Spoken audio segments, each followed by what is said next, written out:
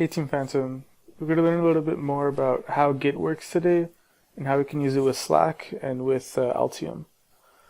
So on Slack, we have this Github channel.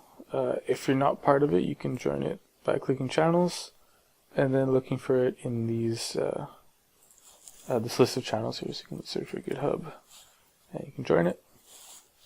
And what this channel does is it basically keeps you up to date with all the new updates that are happening on GitHub, all the commits and pushes that are happening by people on our team.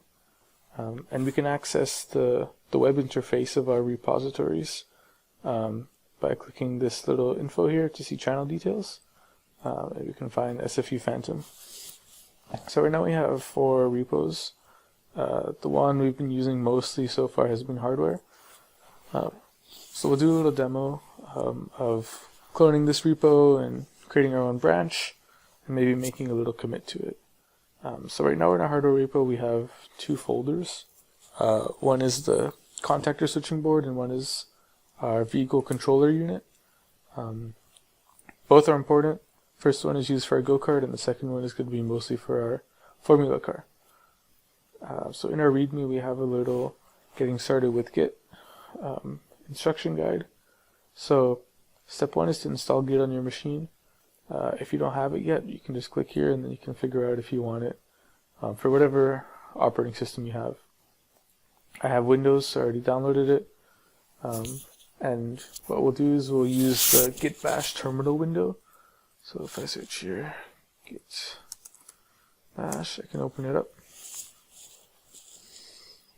What's the next step? So clone the repository of choice. In your terminal window, navigate to the folder you want to store the repo in. So I want to go to desktop. So CD is change directory. So now this is my active directory. And this is basically where I want to store my version of the repository. So my desktop is empty right now, so I'm going to put in here. So what I'm going to do is hit this clone or download button and copy this URL. And now what I can do is say Git Clone this URL. So that's the exact same thing we found here. This one. So if I say Git Clone, I'm going to paste this. Basically, I'm cloning the hardware repository into my local machine. It's kind of a big one, so it might take a little while. So we'll let that sit for a bit.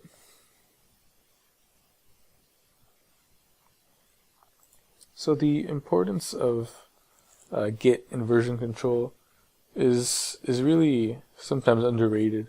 It's super valuable to see exactly the changes that you've made and that other people have made to your files. So if I hit the commits tab, I can see all the different features that have been added to, say, our vehicle controller unit. So some capacitors are added here, a digital to analog converter, here's a voltage regulator, this is a linear dropout.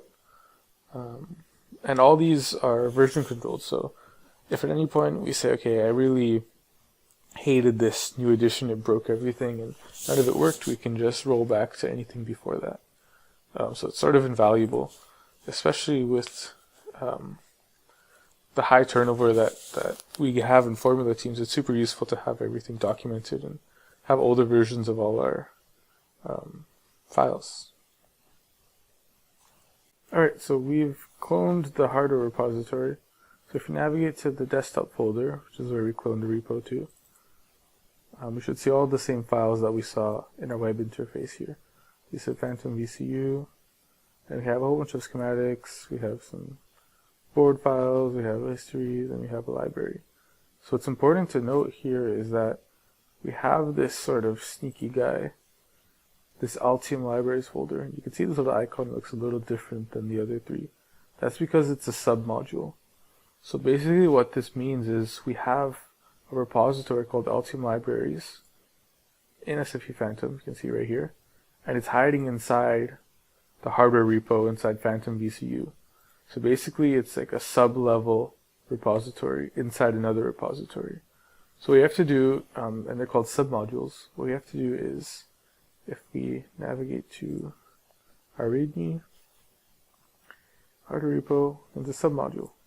So what Altium Libraries is basically a folder that holds all of our schematic symbols and our footprints, and we can use them at any time we want to add a new part to a board or to a circuit. And they're shared by everyone and updated by everyone. So what you need to do to enable this submodule is use git submodule init. So let me just, if I say ls, you can see what's in my desktop folder. I see the hardware repo right here. I'm going to change directory into that hardware folder. And you can see it's in the master branch. So what I'm going to do now is say git submodule init. This will initialize the submodule for us. Okay, you can see submodule Phantom ECU Altium Libraries, registered for path Phantom ECU Altium Libraries, and here's a link directly to that repo, not under hardware, but its own repo, Altium Libraries. Now we can do git submodule update, I believe. Update, yeah, that's right. Cool. So our submodule should be initialized and updated. Now what we want to do is start using a branch. So basically what a branch is, it's if you imagine literally a tree branch, if we think about our main files in the original branch, which we call the master branch, what we can do is if we want to develop some new features or maybe fix a certain bug or add something new to our project without making any conflicts with the original version and without messing up anything that someone else is working on in the original version in the master branch, what we can do is we can create our own branch. You can see here we only have one branch master. If we create our own branch, we can develop a whole new feature or fix a new bug on our own without ruining anything else that someone else is working on. And then at the end we can request someone to review our work and then merge it back into that branch once we've deemed that everything is done properly and has actually fixed the issue. So what we'll do is we'll create a new branch and we're going to call it we'll call it Gabe. Let's call it your own name. So what I'm going to do now is say git branch Gabe. So this will create a branch called Gabe. And say git checkout Gabe. So now you see this little master turn into Gabe. So basically what we did was instead of working now on the master branch, we're working on the Gabe branch. And all the Gabe branches is just a copy of everything else, but in its own path that doesn't affect any of the files in the master branch until we decide to merge it back. So now that we're in this branch Gabe, we can start working on the project. So again, our hardware repo is here in desktop where we put it. So let's look at this in Altium. So if we go to Altium Designer, make sure you're always signed in. This is my login. And signing in will allow you to use our team licenses. We have 10 at any one time. So I'll use it for now. 1 out of 10, used by me. What I'll do is I'll open our project.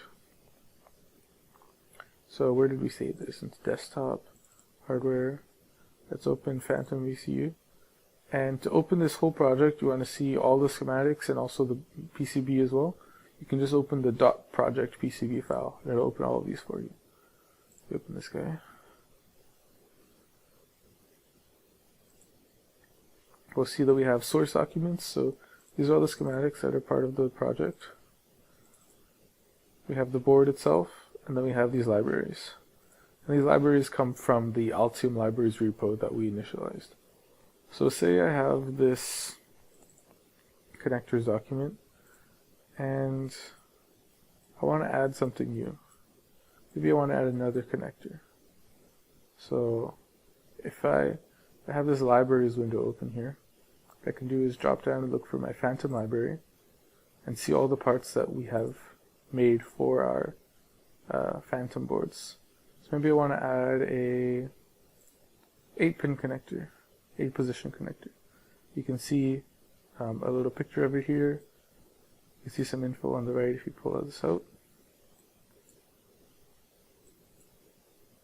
Max operating temperature, through-hole mount, 8 positions. And you can even see a little view of what the footprint looks like. This is a little small, so we'll show you maybe here. This PCB library will open up the footprints. So if I double click this,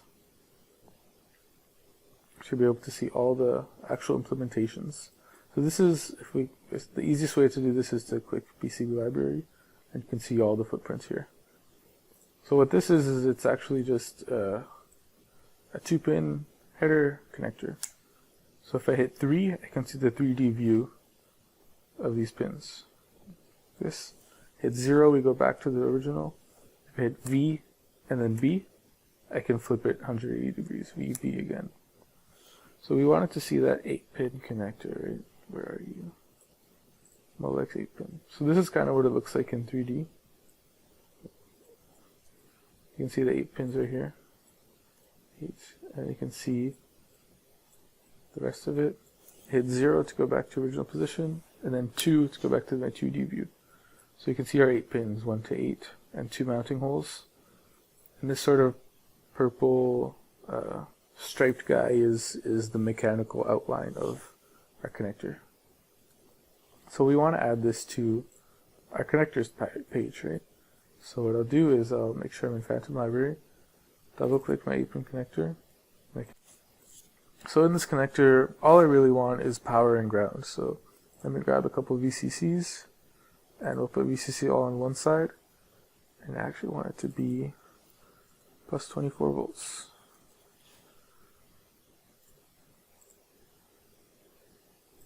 And we'll connect it out here.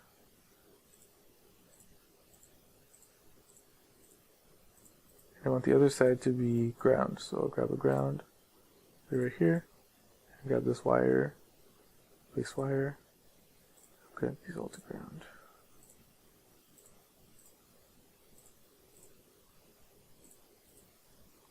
So now that I've added this, I have a new addition to my schematics page. So I've essentially modified the project, and you'll see a little asterisk, and this is red here, so we'll want to save this. And one thing to note is that when we create all these components in the libraries, we always create them with reference designators, and we always make sure they're whatever letter and then a question mark. This allows Altium to sort of take control over the annotations. So no matter which ones we put in, what we can do is go into Tools, Annotation, Annotate Schematics Quietly, and what we'll do for us is just change this number to whatever is the next connector. So X8, it turns out what this is going to be. We can save this again, and then what we can do is go back to our Git Bash terminal and check out the status of what our repo is looking at. So we say Git Status. You'll see that there's a whole bunch of files that we've modified but haven't been added to be tracked. So they're completely red. What we're going to do is say git add a. Now I say git status again, you should see a big change. Now they're all green, so this is good. Basically all that's left for us to do is to commit these changes. So what we're going to do here is say git commit, and then -m for message, and I'll say a little message. Say, okay, added 8 position connector to VCU. Then if you do another -m, this is sort of like an optional message. You don't have to do this one if you don't want to. You can say 4 pins power, 4 pins ground. Enter. Now this has been committed. So now what we want to do is if we want to see these changes in our GitHub web interface, which is what we had here, this web interface, see our branches don't show our Gabe branch head because that's what we've done in our local repo. What we want to do is say git push.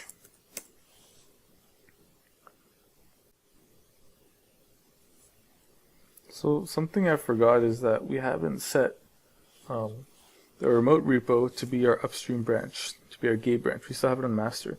So what we need to do is this command here, git push, set upstream origin Gabe, push, set upstream origin Gabe.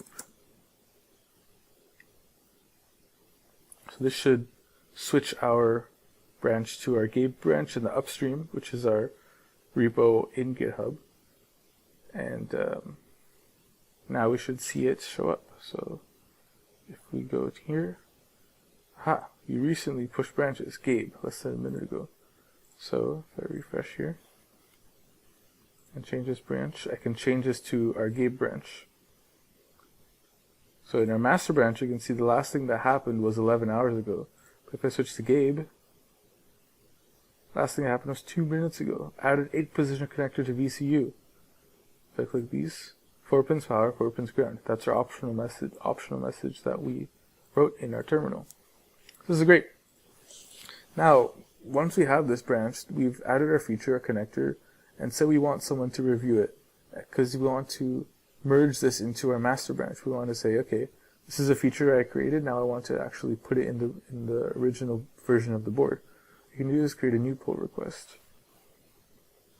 So basically what a pull request does is you compare the changes across 2 branches, the K branch and the master branch, and luckily GitHub has told us we're able to merge these without any conflicts. They can be automatically merged.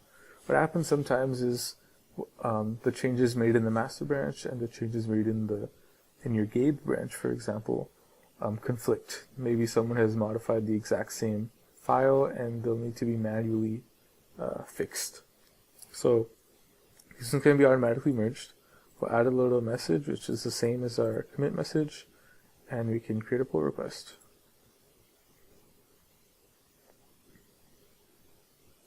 So once you do this, usually you wait for other people to come and they tell you, okay, well, they say, okay, maybe like some of the other members of the electrical team or the firmware team will come and say, okay, hey, you forgot about this bit, don't forget to add this, or maybe you messed up this, and they'll tell you some changes to make in these comments.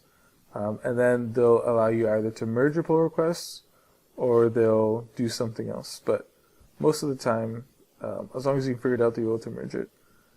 If you notice this little asterisk here in our Team Phantom Slack, that's because GitHub is tracking everything we do on Slack as well. So you can see a new branch Gabe was pushed, and we did a new pull request was submitted. That's super cool to see. Everyone can see exactly what's happening, and everyone knows all the things that are being added. So if we go back here, I'm going to merge this pull request. Confirm merge. Pull request successfully merged and closed. You're all set. The Gabe branch can be safely deleted. So basically what happened now is that we took our Gabe branch, we added a new feature, and we merged it back into the master. Successfully, it looks like. So once that happens, now we can just delete the branch. So if I go back to code, and go to branches, we should only see Gabe, master, sorry, no Gabe. Because we've merged our stuff from the Gabe branch into master, and now that we've merged it, we have no need for the Gabe branch anymore, so we can delete it. What that means for us here is that we should get out of this Gabe branch and go back to master. So you can say git checkout master, and there you go, back into master. So that's a little quick overview of how to use Git, branching, committing, pushing, and pulling. Remember that when you want to edit a new feature or add something new, you'll want to create a new branch, and that can be done right here. It says branching, git branch, whatever you want to call it, and then git checkout. And if you want to do those all in one line, you can do a little shortcut here, git checkout -b, and whatever your branch name is. Then with those changes you've made, you can create a new pull request and ask for people to review your work. And once it's all looked good, then we can merge it back into the master. Thanks a lot, and happy designing.